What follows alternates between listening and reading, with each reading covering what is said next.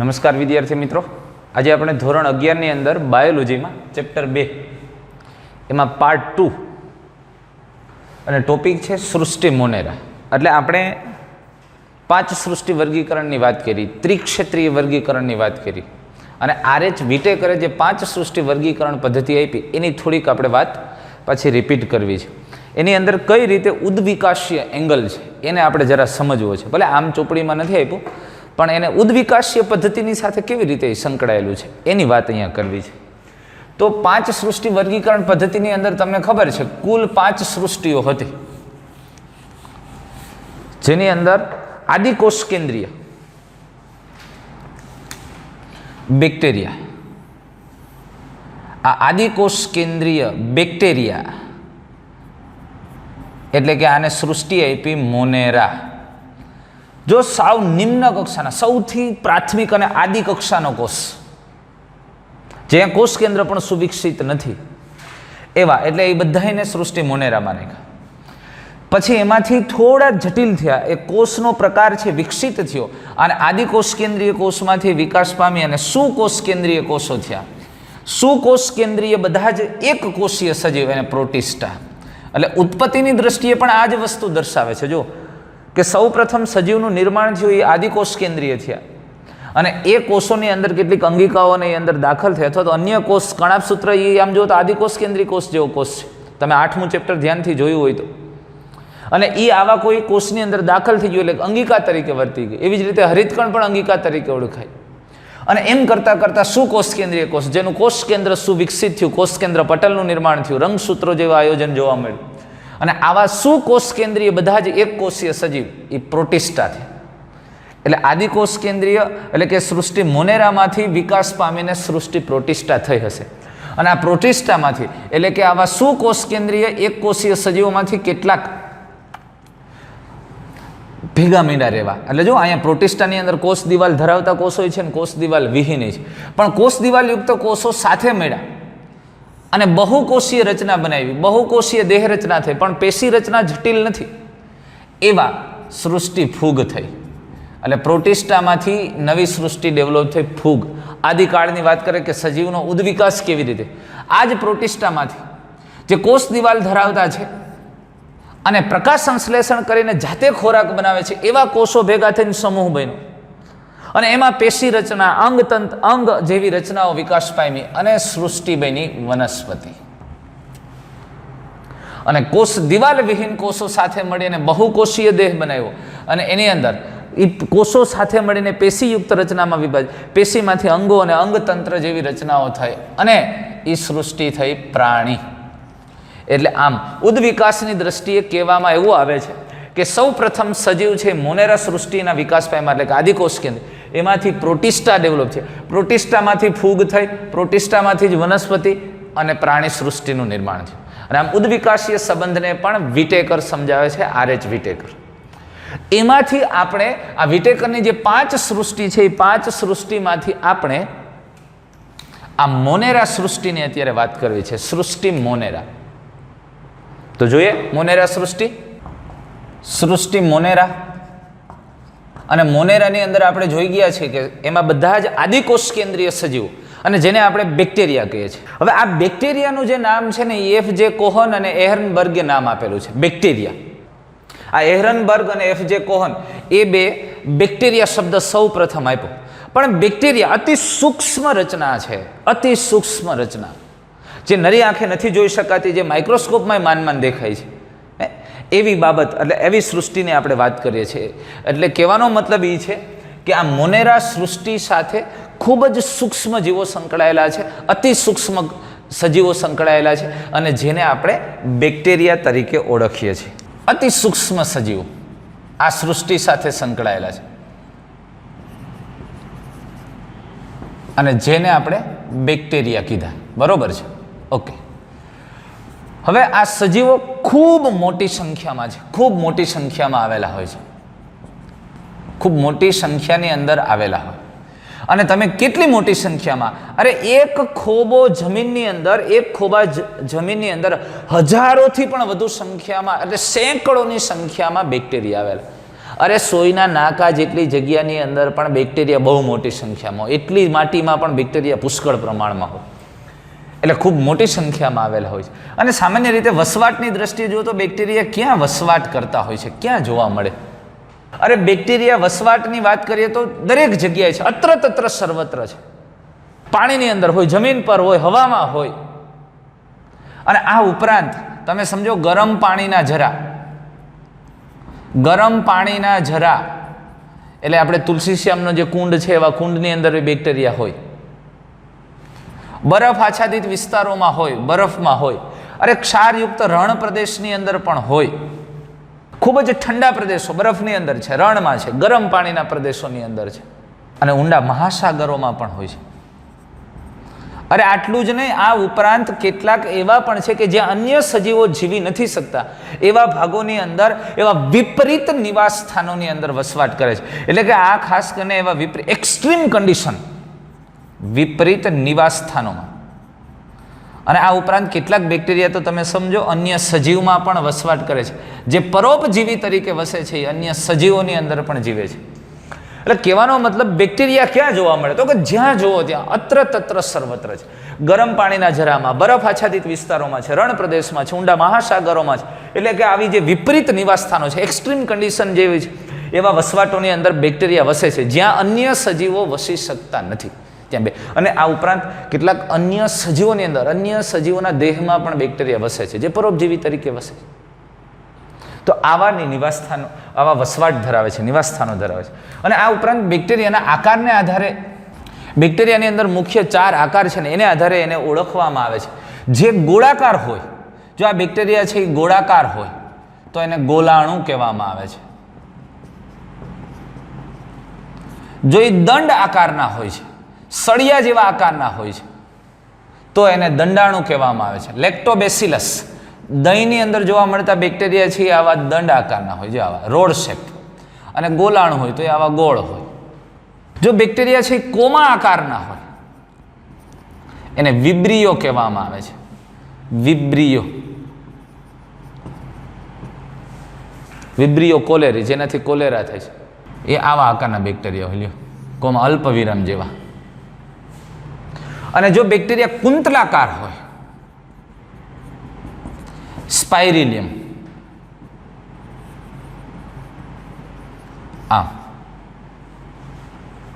તો આ બેક્ટેરિયાના મુખ્ય 4 આકારને આધારે એને ઓળખવામાં આવે. ગોલાણુ, દંડાણુ, વિબ્રિયો અને સ્પાઇરિલિયમ. અલ્પવિરામ જેવા આકારના હોય તો એ વિબ્રિયો છે. સ્પાઇરલ શેપ, કુંતલાકાર હોય તો એને સ્પાઇરિલિયમ કહેવામાં આવે. આ 4 મુખ્ય આકારને આધારે બેક્ટેરિયા છે ઓળખાતા હોય છે. અને 4 પ્રકારનો મુખ્ય એના આકાર જોવા મળે છે. હવે બેક્ટેરિયાની જો આપણે રચનાની વાત કરીએ તો જોજો અહીંયા બહુ મહત્વની વાત. આમ તમે જુઓ તો રચનાની દ્રષ્ટિએ ખૂબ જ સરળ છે. જો રચના એની ખૂબ સરળ છે, છતાં પણ એની વર્તણૂકમાં જટિલતા છે. એની જે વર્તણૂક છે એમાં ખૂબ જ જટિલતા જોવા મળે છે. વાતને સમજો, રચનાની દ્રષ્ટિએ સરળ હોવા છતાં એની વર્તણૂકમાં ખૂબ જ જટિલતા જોવા મળે છે. અને એમાંય તમે ખાસ કરીને જો એની ચયાપચયની પ્રક્રિયાની બાબતે જુઓ તો એ બીજા કેટલાક સજીવો અથવા બીજા સજીવ કે પ્રાણીઓ કે એવા સજીવોના જૂથ કરતાં ચયાપચયની દ્રષ્ટિએ ખૂબ જ વૈવિધ્ય અને જટિલતા ધરાવે છે. હવે એ કેવી રીતે? હવે જુઓ, એ ચયાપચયની દ્રષ્ટિએ એની વર્તણૂક કેમ જટિલ છે?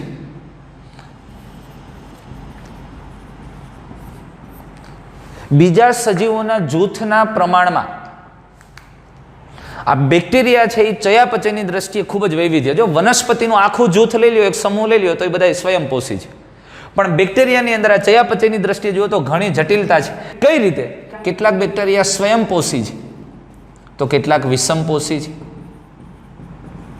અને સ્વયંપોષી છે એનો મતલબ કે એ જાતે ખોરાક બનાવે. તો કોઈ પણ સ્વયંપોષી સજીવો સામાન્ય રીતે અકાર્બનિક ઘટકોમાંથી પોતાના ખોરાકનું સંશ્લેષણ કરે છે. અકાર્બનિક દ્રવ્યો, અકાર્બનિક આધારકોમાંથી કાર્બનિક સંયોજનો પોતાની રીતે બનાવે છે.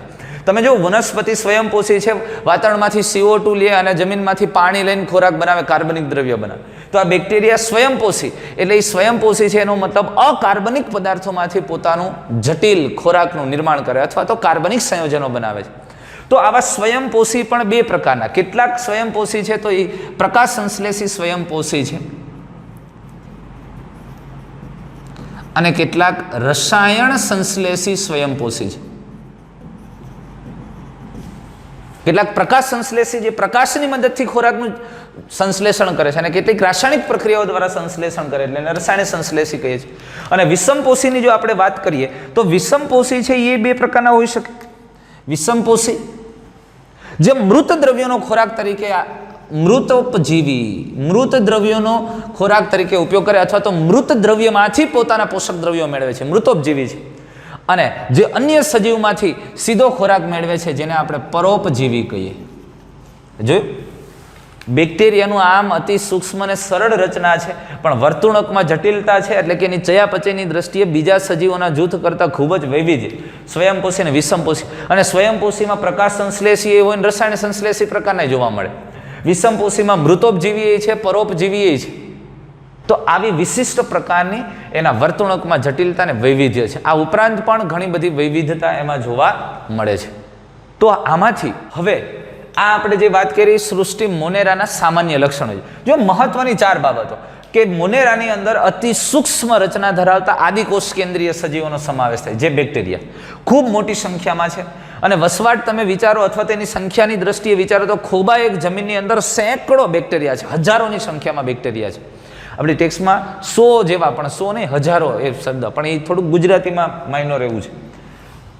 અને વસવાટ જોઈએ તો એ ગરમ પાણીના ઝરા, બરફ, રણ, ઊંડા મહાસાગરો, જે વિપરીત નિવાસ સ્થાનો છે ત્યાં એ વસે છે, જ્યાં અન્ય સજીવોને વસવું અઘરું છે અથવા તો બીજા સજીવો બહુ ઓછી સંખ્યામાં વસવાટ કરે, અહીંયા બેક્ટેરિયા હોય.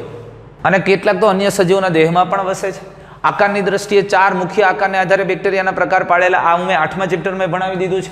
ગોળાકાર, ગોલાણુ, દંડ આકારના હોય તો બેસિલસ દંડાણુ, કોમા આકાર અથવા તો અલ્પવિરામ આકાર વિબ્રિયો, અને કુંતલાકાર હોય સ્પાઇરિલિયમ અથવા તો સર્પાકાર. અને રચનાની દ્રષ્ટિએ સરળ છતાં વર્તણૂકમાં જટિલ અને બીજા જૈવિક જૂથ કરતાં તે ચયાપચયની દ્રષ્ટિએ ખૂબ જ વૈવિધ્ય ધરાવે. અને એ સ્વયંપોષી તેમજ વિષમપોષી. અને સ્વયંપોષીનો મતલબ તે અકાર્બનિક દ્રવ્યોમાંથી પોતાની જાતે કાર્બનિક સંયોજનોનું નિર્માણ કરે છે. અને એ સ્વયંપોષી બે પ્રકારના છે, પ્રકાશ સંશ્લેષી અને રસાયણ સંશ્લેષી. અને વિષમપોષી પણ બે પ્રકારે જોવા મળે, મૃતોપજીવી અને પરોપજીવી. હવે આ મોનેરા સૃષ્ટિને ફરી બે ભાગમાં વિભાજિત કરી. વુઝના વર્ગીકરણ મુજબ યાદ કરો. મોનેરા સૃષ્ટિના બે ભાગ પાડ્યા. અહીંયા ઘણા બધી બાબતો ધ્યાનમાં લીધી હતી વુઝે. રિબોઝોમલ આરએનએનું બંધારણ લીધું હતું, કોષરસ પટલના બંધારણને ધ્યાનમાં લીધું હતું, પછી રિબોઝોમના પોતાના બંધારણને ધ્યાનમાં લીધું હતું. તો આ સૃષ્ટિ મોનેરામાંથી પેલો ભાગ આપણે જોઈએ, આર્કિયા બેક્ટેરિયા. આ બેક્ટેરિયા જ છે પણ આર્કિયા બેક્ટેરિયા.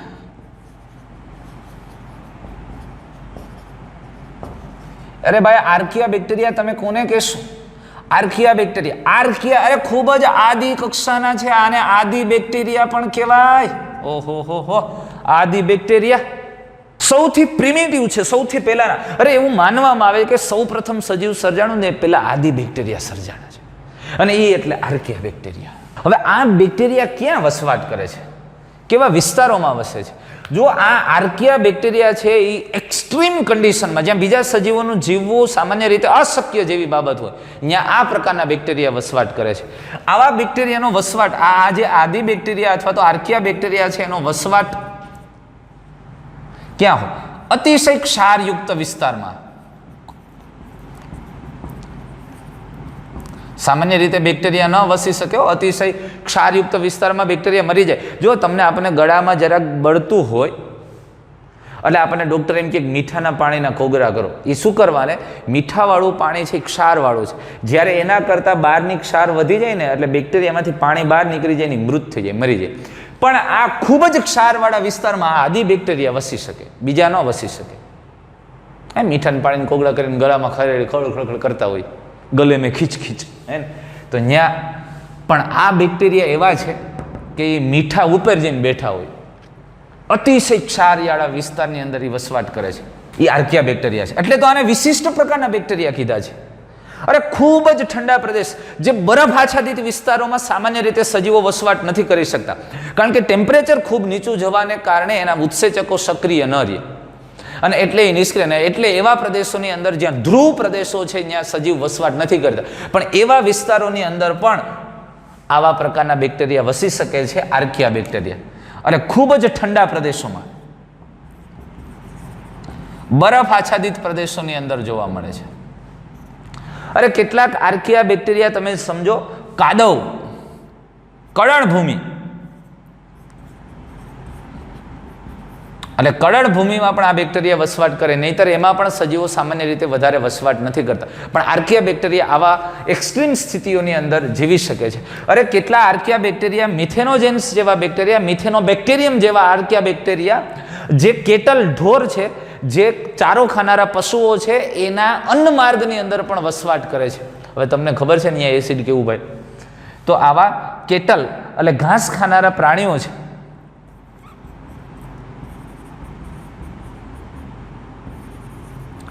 આ પ્રાણીઓના પાચન માર્ગની અંદર પણ આ બેક્ટેરિયા વસે છે. લ્યો, મિથેનોજેન્સ બેક્ટેરિયા, અને જે મિથેન પ્રોડ્યુસ કરે છે. અને એટલે જ સામાન્ય રીતે જ્યારે ગોબર ગેસ પ્લાન્ટ કરવામાં આવે, એમાં પ્રાણીઓનું છાણ લેવામાં આવે કે એના છાણમાં આ આર્કિયા બેક્ટેરિયા મિથેનોજેન્સ અથવા મિથેનોબેક્ટેરિયમ જેવા બેક્ટેરિયા હોય, અને જે મિથેન પ્રોડ્યુસ કરે છે, મિથેન ગેસનું નિર્માણ કરે છે. તો આવા પ્રાણીઓના પાચન માર્ગની અંદર પણ આ બેક્ટેરિયા વસી શકે છે, રહે છે. અરે ગરમ પાણીના ઝરાઓમાં તમે સમજો, ગરમ પાણીના ઝરામાં, અરે કેટલીક જગ્યાએ તો જે સલ્ફરયુક્ત વિસ્તારો છે, ખડકો છે, ત્યાં ગરમ ખૂબ જ પાણી 80 થી 100 ડિગ્રી સેલ્સિયસ તાપમાનનું પાણી હોય, ન્યાય આ બેક્ટેરિયા વસી શકે, બીજા સજીવ નથી વસવાટ કરી શકે. એટલે આવી એક્સ્ટ્રીમ પરિસ્થિતિમાં આ બેક્ટેરિયા, આપણે તુલસી શ્યામના પાણીની અંદર તમે થોડીક વાર ઊભા ન રહી શકો, પગ મંડે બળવા. તમે ભાત એમાં છોડવી લીધા છે, માણસો તૈયાર થઈ જાય છે, અને ત્યાં પણ બેક્ટેરિયા, એ પાણીના કુંડમાં એ બેક્ટેરિયા જોવા મળે. મનાલી જાઓ તો વશિષ્ઠ છે, ત્યાં આવું ગરમ પાણીનું કુંડ છે, એના પાણીમાં બેક્ટેરિયા જોવા મળ્યા. એ આર્કિયા બેક્ટેરિયા વસી શકે, બીજા નહીં, એ એની ક્ષમતા. એટલે વિશિષ્ટ અને આવા વિપરીત નિવાસ સ્થાનોમાં વસી શકે છે, કારણ કે એની કોષ દિવાલમાં ખૂબ જ વિવિધતા છે. એની કોષ દિવાલ સામાન્ય રીતે આ જે બીજા બેક્ટેરિયાની અંદર જોવા મળે છે એવી લિપોપ્રોટીનની નથી બનેલી, અથવા માત્ર અહીંયા ચોક્કસ પ્રકારના પોલિસેકેરાઇડ દ્રવ્ય, સ્યુડોમ્યુરિન જેવા પોલિસેકેરાઇડ દ્રવ્ય અને વિવિધ પોલિપેપ્ટાઇડ એટલે કે પ્રોટીનની બનેલી છે. સ્યુડોમોરિન જેવા પોલિસેકેરાઇડ અને પ્રોટીન યુક્ત કોષ દિવાલ છે, અને એટલે ખૂબ જ વિશિષ્ટ કોષ દિવાલ. એના કોષરસ પટલના બંધારણમાં ફેરફાર છે. સામાન્ય રીતે માત્ર લિપોપ્રોટીનનો કોષરસ પટલ નથી, અને એના કોષરસ પટલની અંદર જે લિપિડ છે એમાં ખૂબ જ શાખાઓ યુક્ત ફેટી એસિડ આવેલા છે. એને આવી વિશિષ્ટ રચનાઓ ધરાવે છે આ આર્કિયા બેક્ટેરિયા. વાત સમજાણી તમને? એટલે આર્કિયા બેક્ટેરિયાની બહુ ટૂંકમાં માહિતી આપી છે. એટલે મેં તમને જે વાત કેટલીક વધારાની સાથે કરી, નોંધી લેવી કે એક તો સૌથી આદિ કક્ષાના બેક્ટેરિયા છે, એક વિશિષ્ટ સમૂહ છે આર્કિયા બેક્ટેરિયા, અને સૌથી પહેલા નિર્માણ પામેલો સમૂહ કહેવામાં આવે. અને આવા વિવિધ પ્રકારના અને વિપરીત નિવાસ સ્થાનોની અંદર તે વસી શકે છે. અને આર્કિયા બેક્ટેરિયા પછી હવે આપણે યુ બેક્ટેરિયાની વાત કરીએ. સૃષ્ટિ મોનેરાની અંદર જ યુ બેક્ટેરિયા, બે ભાગ પડ્યા હતા ને આપણે, યુ બેક્ટેરિયા. હવે જો આ યુ બેક્ટેરિયા એટલે આને સાચા બેક્ટેરિયા અથવા તો સત્ય બેક્ટેરિયા પણ કહેવામાં આવે છે. યુ બેક્ટેરિયાને સત્ય બેક્ટેરિયા પણ કહેવામાં આવે. તો શું ઓલા ખોટા હતા, કઈ રમતું કરતા? પણ યુ બેક્ટેરિયા બેક્ટેરિયાનો મુખ્ય સમૂહ છે, અને સત્ય બેક્ટેરિયા કહેવામાં આવે. આની પણ ખૂબ જ મોટી સંખ્યામાં આની જાતિઓ અને હજારોની સંખ્યામાં આવેલા છે. હજારોની સંખ્યામાં સત્ય બેક્ટેરિયાની જાતિઓ આવેલી છે. પણ અહીંયા એને જે વર્ગીકરણ કરવામાં આવે છે, કયા બેઝને આધારે એને વર્ગીકૃત કરવામાં આવે છે? એક જો એની સખત કોષ દિવાલ, સખત કોષ દિવાલ, અને જો પ્રચલન કરતા હોય, આ પ્રચલન કરતા બેક્ટેરિયાને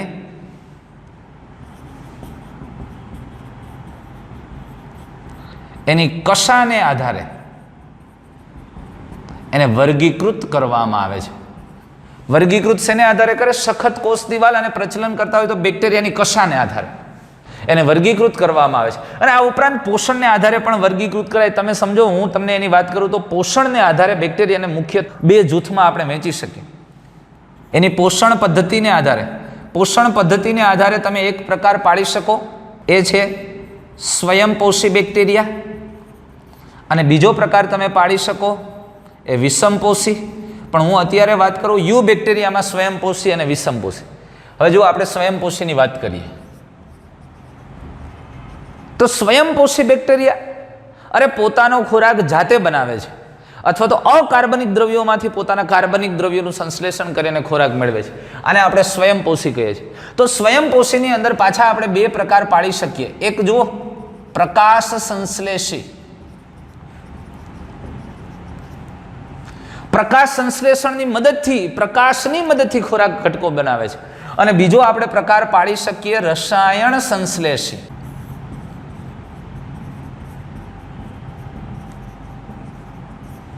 હવે હું એમ કહું પ્રકાશ સંશ્લેષી સ્વયંપોષી બેક્ટેરિયા, તો સામાન્ય રીતે આમાં તમે લઈ શકો પ્રકાશ સંશ્લેષી એટલે પ્રકાશની મદદથી પોતાનો ખોરાક જાતે બનાવે છે. આવા પ્રકાશ સંશ્લેષી બેક્ટેરિયાની અંદર આપણે લઈ શકીએ સાયનોબેક્ટેરિયા, એટલે કે નીલ હરિત લીલ. અને જો આ સાયનોબેક્ટેરિયા નીલ હરિત લીલ એ સ્વયંપોષી પ્રકાશ સંશ્લેષી બેક્ટેરિયા છે. અને જે લીલી વનસ્પતિમાં જે રંજક દ્રવ્ય આવેલા છે, પ્રકાશ સંશ્લેષી રંજક દ્રવ્ય, એવું જ તે રંજક દ્રવ્ય ધરાવે છે હરિત દ્રવ્ય એ, એટલે કે જેને આપણે ક્લોરોફિલ એ કહીએ છીએ. આ જે લીલી વનસ્પતિમાં જે પ્રકાશ સંશ્લેષી દ્રવ્ય હરિત દ્રવ્ય આવેલું, એવું જ હરિત દ્રવ્ય અથવા પ્રકાશ સંશ્લેષી રંજક દ્રવ્ય હરિત દ્રવ્ય એ ધરાવે છે, ક્લોરોફિલ એ ધરાવે છે. પછી જો હું પ્રકાશ સંશ્લેષી બેક્ટેરિયાના કોષના પ્રકારની વાત કરીએ તો આમ તો આદિકોષ કેન્દ્રીય સજીવો છે બધા. સામાન્ય રીતે એક કોષીય હોય, એક કોષીય, પણ કેટલીક વખત કોષો ભેગા મળીને કોલોની બનાવે, વસાહત બનાવે છે. એટલે એક કોષીય અથવા તો એ વસાહતી હોય કે તંતુમય હોય છે. જોયું? આ પ્રકાશ સંશ્લેષી બેક્ટેરિયા એનું બેસ્ટ ઉદાહરણ સાયનોબેક્ટેરિયા અથવા તો નીલ હરિત લીલ આપણે કહીએ છીએ. અને જેમાં પ્રકાશ સંશ્લેષી રંજક દ્રવ્ય હરિત દ્રવ્ય એ જે વનસ્પતિમાં હોય એવું જ હોય છે. અને તે કાં તો કોષ રચનાની દ્રષ્ટિએ એક કોષીય હોય, સામાન્ય રીતે એક કોષીય છે, પણ એ ઘણી વખત કોષો ભેગા મળીને સમૂહ મારી વસાહત બનાવે, જેને કોલોની વસાહતી કે તંતુમય હોય છે. અને વસવાટની જો આપણે વાત કરીએ તો એ વસવાટની અંદર કાં તો જલજ કે સ્થલજ, અરે જમીન ઉપર હોય, થોડું ભેજ ને પાણી રહીએ તો જમીન ઉપર જોવા મળે. એટલે આ પ્રકાશ સંશ્લેષી લીલ અથવા તો આવા બેક્ટેરિયા જલજ અને સ્થલજ બે હોય. અને જો જલજની હું વાત કરું તો જલજમાં મીઠા પાણીમાં હોય ને ખારા પાણીમાં, એટલે દરિયામાં જોવા મળે છે ને મીઠા પાણીમાં જોવા મળે, નદી તળાવ જળાશયોમાં પણ હોય. અને ઘણી વખત સ્થલજ, જમીન ખૂબ ભીની રહેતી હોય ત્યાં આ બેક્ટેરિયા વસવાટ કરે. એટલે વસવાટની દ્રષ્ટિએ તે જલજ કે સ્થલજ હોઈ શકે. અને જલજની અંદર મીઠા કે ખારા પાણીમાં પણ તે વસે છે અથવા તો વસવાટ કરતા જોવા મળે છે. એક બાબત અહીંયા બહુ મહત્વની છે કે એમાં જે વસાહત જોવા મળે છે, એ વસાહત, માનો કે આ બેક્ટેરિયા છે, એ બેક્ટેરિયાનો આમ સમૂહ હોય,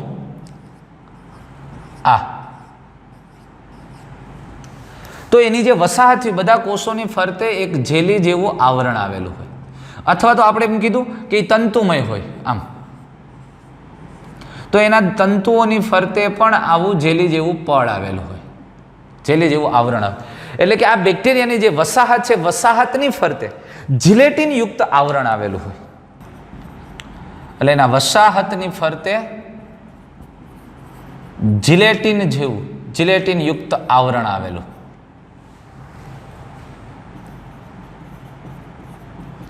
અને બીજું, ઘણી વખત ગંદા પાણીની અંદર આ પ્રકારના જ્યારે બેક્ટેરિયા વસવાટ કરતા હોય ત્યારે ખૂબ ઝડપથી એનું જથ્થામાં વધારો થાય છે અને જેને બ્લૂમ કહેવામાં આવે, પ્રસ્ફુટન કહેવામાં આવે છે. એટલે ગંદા પાણીની અંદર ક્યારેક બહુ મોટા જથ્થામાં આવા દ્રવ્યો, આવા સૂક્ષ્મ જીવો જોવા મળે છે. અને પ્રદૂષિત પાણીમાં તમને આવા બ્લૂમ અથવા પ્રસ્ફુટન એટલે કે આવા સાયનોબેક્ટેરિયા અથવા લીલનો ખૂબ મોટા જથ્થામાં થતો વધારો એ તમને જોવા મળે. અને ઘણી બધી આવી પ્રકાશ સંશ્લેષી અથવા તો સાયનોબેક્ટેરિયાની અંદર જો આવી રીતે તંતુમય રચના હોય ને, આમ કોષો છે આ પ્રકાશ સંશ્લેષી આવા તંતુમય રચનાઓ હોય, આમાં કેટલાક વચ્ચે કેટલાક કોષો છે એ નાઇટ્રોજનનું સ્થાપન કરે એવા અભિકોષોમાં રૂપાંતરિત હોય, વચ્ચે વચ્ચે હિટ્રોસિસ્ટ કહેવાય એને. આવા વચ્ચે વચ્ચેના કોષો છે એ નાઇટ્રોજનનું સ્થાપન સાથે સંકળાયેલા છે. એટલે આવા પ્રકાશ સંશ્લેષી બેક્ટેરિયા જે તંતુમય કે વસાહતી હોય તો એમાં વચ્ચે વચ્ચે કેટલાક હિટ્રોસિસ્ટ અથવા તો અભિકોષો આવેલા હોય. અને આ અભિકોષો એટલે જે નાઇટ્રોજનનું સ્થાપન કરતા કોષો છે. અને આવા ઉદાહરણની અંદર આપણે લઈ શકીએ એનાબીના અને નોસ્ટોક. એના વિના અને નોસ્ટોક એ એવા સાયનોબેક્ટેરિયા છે કે જે આવા પ્રકારના અભિકોષો અથવા તો હિટ્રોસિસ્ટ ધરાવે, એટલે એ નાઇટ્રોજન સ્થાપન પણ કરે છે.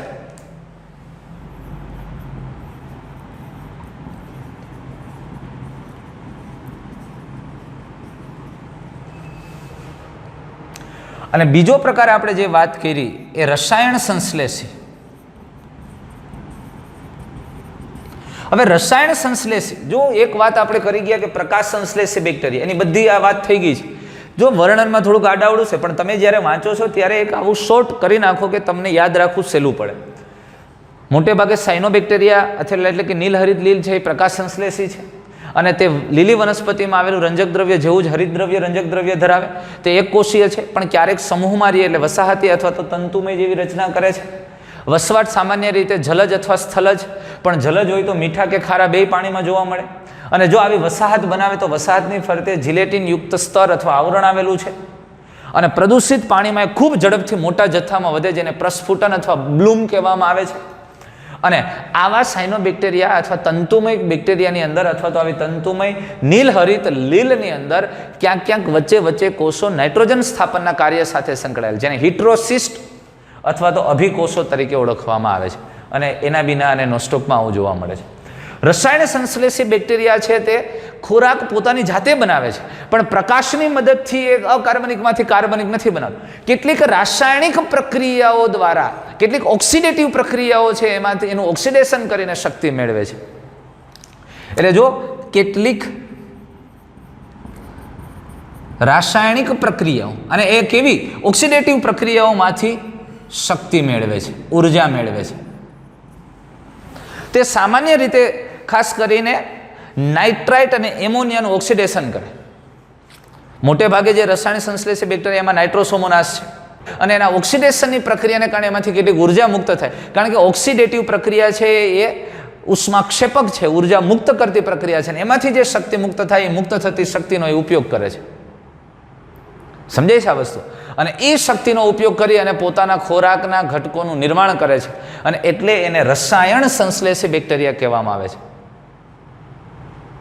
નાઇટ્રોકોકસ અને નાઇટ્રોસોમોનાસ જેવા બેક્ટેરિયા એ રસાયણ સંશ્લેષી બેક્ટેરિયા છે.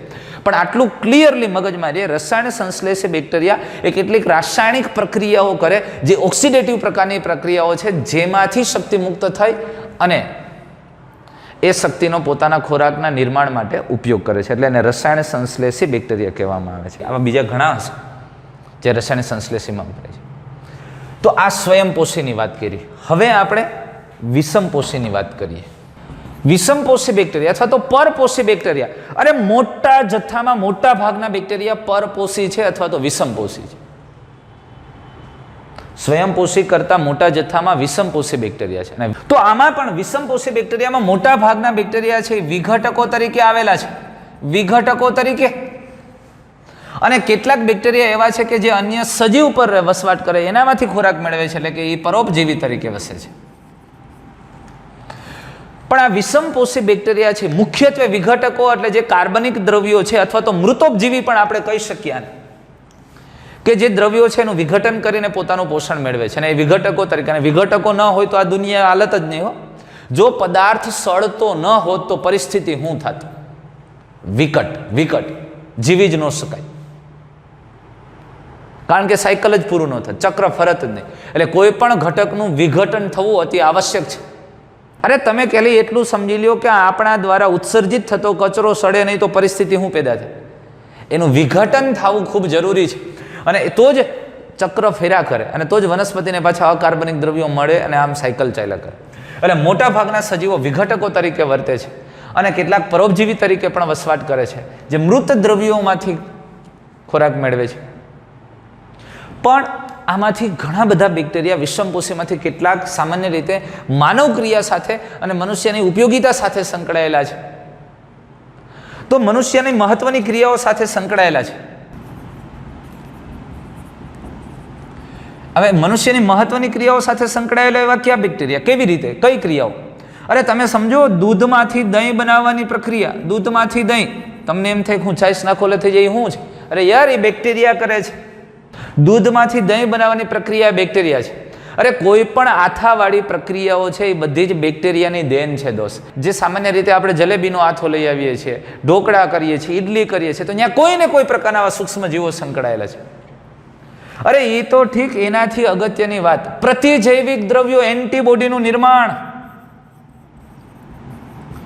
આ જે એન્ટીબોડીના નિર્માણની પ્રક્રિયામાં પણ બેક્ટેરિયા છે એ ખૂબ મહત્વનો ભાગ ભજવે છે. અને તમે સમજો, આપણે સિંડી કુળની વનસ્પતિમાં જે નાઇટ્રોજન સ્થાપન છે, તો જમીનની અંદર વાતાવરણમાં રહેલો N2 નાઇટ્રોજનના સ્થાપનની ક્રિયામાં પણ તે અગત્યનો ભાગ ભજવે છે. એટલે ઘણી બધી આવી જૈવિક ક્રિયાઓ જે મનુષ્ય માટે ઉપયોગી અને માનવ કલ્યાણ માટે વપરાય છે, એમાં પણ આ બેક્ટેરિયાનો ફાળો ખૂબ મોટો છે. દૂધમાંથી દહીં બનાવવા જેવી પ્રક્રિયા, પ્રતિજૈવિક દ્રવ્યો એટલે એન્ટીબોડી, આપણા રોગકારકો સામે લડી શકે એવા એન્ટીબોડી, જે વિવિધ પ્રકારની રસીઓ આવે છે. કોરોનાની હવે શોધાઈ છે. જો એમાં એક પ્લાઝમા થેરાપી હતું, એ શું હતું? એન્ટીબોડીની જ વાત હતી કે કોરોના જેવી ઇન્ફેક્શન આપણા શરીરમાં લાગી ગઈ હોય તો આપણા શરીરમાં એના વિરુદ્ધમાં એન્ટીબોડી બની ગયા હોય. એક પ્રોટીનનું નિર્માણ જ થયું હોય. એન્ટીબોડી એટલે એક પ્રકારના પ્રોટીન જે શરીરમાં બને છે, અને એ પ્રોટીનને પછી બીજા વ્યક્તિને આપીએ એટલે એની સામે એ કોરોના સામે લડવામાં એને મદદરૂપ થાય. તો આવા એન્ટીબોડી ઘણા બધા બેક્ટેરિયા દ્વારા બનાવવામાં આવે છે. સમજાય છે આ વસ્તુ? એટલે એન્ટીબોડીના નિર્માણમાં, એટલે દૂધમાંથી દહીં જેવી જૈવિક પ્રક્રિયા, પ્રતિજૈવિક ઘટકોનું નિર્માણ, નાઇટ્રોજન સ્થાપન જેવી ક્રિયામાં પણ તે અગત્યનો ભાગ ભજવે છે. આવી મહત્વની ક્રિયાઓ સાથે સંકળાયેલા છે. અને બીજા કેટલાક રોગકારકો છે. જો આ અગત્યની ક્રિયાઓ માટે હતા, કેટલાક રોગકારકો છે. આ યુ બેક્ટેરિયામાંથી ઘણા બેક્ટેરિયા રોગકારકો તરીકે વર્તે છે. જો જે મટાડે એમ કરે પણ ખરા. કેટલાક રોગકારકો તરીકે ક્યાં? અરે મનુષ્ય ઉપર પણ, મનુષ્યને વિવિધ પ્રકારના રોગો પ્રેરે છે, બેક્ટેરિયાથી થાય છે. અરે મનુષ્ય દ્વારા પાળવામાં આવતા પાલતુ પ્રાણીઓ, મનુષ્ય માટે ઉપયોગી પ્રાણીઓ, પાલતુ પ્રાણીઓ, અરે વનસ્પતિ, અરે લીંબુની અંદર, લીંબુમાં આવા ચાઠા દેખાય ને, એ જેન્થોમોનાસ બેક્ટેરિયાને કારણે એના પર્ણને એના ઉપર ચાઠા પડે છે. એટલે વનસ્પતિમાં પણ રોગકારક આ બેક્ટેરિયાથી રોગો થાય છે. પછી બ્લેક રોટ ને એવા ઘણા બધા જે રોગો છે વનસ્પતિની અંદર કે જે બેક્ટેરિયાને કારણે થાય છે. મનુષ્યની અંદર થાય, વનસ્પતિની અંદર થાય, મનુષ્ય દ્વારા પાળવામાં આવતા પાલતુ પ્રાણીઓમાં થાય, અથવા અન્ય ઉપયોગી પ્રાણીઓ છે, આ બધામાં રોગો પ્રેરે છે. તમે સમજો, કોલેરા, વિબ્રિયો કોલેરાથી થતા, ટાઇફોઇડ, સાલ્મોનેલા ટાઇફી બેક્ટેરિયાથી થતા રોગો છે. આમ વિવિધ બેક્ટેરિયાથી રોગો પણ થાય જે રોગકારકો તરીકે ઓળખાય. એટલે બેક્ટેરિયા બધી રીતે છે, તમે સમજો, માનવ માટે ઉપયોગી છે અને રોગકારકો તરીકે છે. સમજાય છે આ વસ્તુ?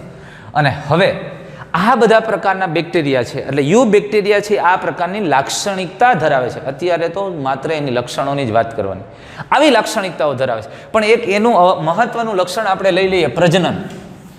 તો બેક્ટેરિયામાં પ્રજનન કેવી રીતે થાય છે ભાઈ? તો હવે આ બેક્ટેરિયાની અંદર પ્રજનનની આપણે વાત કરીએ તો એમાં મોટે ભાગે દ્વિભાજન દ્વારા થાય. દ્વિભાજન એટલે સામાન્ય રીતે આ બેક્ટેરિયાનો એક કોષ છે, એમાંથી એનું જનનિક દ્રવ્યના ભાગ પડે ને એકમાંથી બે કોષ થઈ જાય, આ દ્વિભાજન. અને સામાન્ય રીતે આદિકોષ કેન્દ્રીય કોષમાં પ્રજનનની પ્રક્રિયા એટલે આ પ્રકારે થાય, દ્વિભાજન દ્વારા. હા, પણ કેટલીક વખત અંતઃબીજાણુ દ્વારા પણ થાય. એ કેવા સમયમાં? અરે પ્રતિકૂળ સંજોગો સર્જાય. જો બેક્ટેરિયા માટે આબોહવાકીય સ્થિતિ અથવા વસવાટ પ્રોપર નથી, એટલે કેવું વસવાટ યોગ્ય નથી, એટલે કે પ્રતિકૂળ પરિસ્થિતિઓ સર્જાયેલી છે, એટલે જ્યારે એમાં જીવવા માટે સક્ષમ નથી, ત્યારે આ સામાન્ય રીતે એનો કોષરસીય વિસ્તાર હોય ને, આમાંથી આ કોષ આખો અને કોષરસીય વિસ્તાર એક સાઈડ ભેગો થાય વચ્ચેના ભાગમાં, એમાં જનનિક દ્રવ્ય અહીંયા બધું એકત્રિત થાય, અને ત્યાર પછી એની ફરતે 3 પડનું આવરણ બને, અને ખૂબ જ એક્સ્ટ્રીમ સ્થિતિને સહન કરી શકે ને એવા આવરણો સર્જાય, અને એક સ્પોર તરીકે, બીજાણુ તરીકે પડ્યું રહે. હવે પ્રતિકૂળ સમય પસાર થાય ત્યાં સુધી રાહ જોવાની. જેવી અનુકૂળ પરિસ્થિતિ આવે, એના જનનિક દ્રવ્યના વારંવાર ભાગ થાય, એક કરતાં વધુ બેક્ટેરિયા મોટી સંખ્યામાં મુક્ત થાય. સમજાય વસ્તુ? એટલે અંતઃ બીજાણુ તરીકે વર્તે. કોષની અંદર જ એક બીજાણુનું નિર્માણ થઈ જાય, અને તેની ફરતે 3 સ્તરનું ખૂબ જ મજબૂત આવરણ થાય, અને એમાં સૌથી વધારે મજબૂત ડાયપિકોલેટ સ્તર બને, એક કેલ્શિયમયુક્ત, કેલ્શિયમ ડાયપિકોલેટ, અને એ ખૂબ જ કઠણ અને ગમે તે સ્થિતિને સહન કરી શકે એવું સ્તર હોય. અને પ્રતિકૂળ સમય પસાર થાય ને ત્યાં સુધી એમનેમ સુસુપ્ત પડ્યું રહે, અને એ સમય જતો રહે એટલે ફરી પાછું એકમાંથી મોટી સંખ્યામાં નિર્માણ પામે. આ અંતઃબીજાણુ. અને કેટલીક વખત એની અંદર આમ સામાન્ય રીતે બેક્ટેરિયા દ્વારા લિંગી પ્રજનન નથી થતું, પણ ક્યારેક એમાં સંયુગ્મનને દ્વારા લિંગી પ્રજનન પણ થતું જોવા મળે છે. સામાન્ય રીતે બેક્ટેરિયા દ્વિભાજન દ્વારા જ પોતાનું ગુણન કરે, પણ કેટલીક વખત લિંગી પ્રજનન થાય ક્યારેક, અને લિંગી પ્રજનન દ્વારા પોતાનું ડીએનએ, એટલે ખાસ કરીને તમે સમજો, તમને યાદ હોય તો 8મા ચેપ્ટરમાં ઓલું પીલી, આમાંથી આવો પ્રવર્ધ લંબાઈ, અહીંથી આનો પ્રવર્ધ લંબાઈ, અને આ બે પ્રવર્ધ ભેગા થઈ જાય એટલે અહીંથી એક નળી થઈ જાય. હવે એનું જે ડીએનએ એટલે કે પ્લાઝમિડ જેવું ડીએનએ મટીરિયલ છે. હવે આ બેક્ટેરિયાની અંદર છે ને, જે પ્લાઝમિડમાં એફ ફેક્ટર આવેલું હોય, એફ ફેક્ટર, આ એફ ફેક્ટર ધરાવતા હોય ને એ સામાન્ય રીતે નર તરીકે ઓળખાય, ને એફ ફેક્ટર નથી એને માદા કહેવામાં આવે. એટલે એફ પ્લસ અને એફ માઇનસ, આને રેસિપિયન્ટ કહેવાય, આ છે એ ડોનર કહેવાય. હવે આનું ડીએનએ આ નલિકા મારફતે આ એફ ફેક્ટરવાળો ડીએનએનો ભાગ અહીંયા જાય, એટલે એ સ્વીકારે છે, એટલે એ માદા બેક્ટેરિયા કહેવાય. ને આને ડીએનએનો જથ્થો આપ્યો છે એટલે એને નર બેક્ટેરિયા કહેવાય.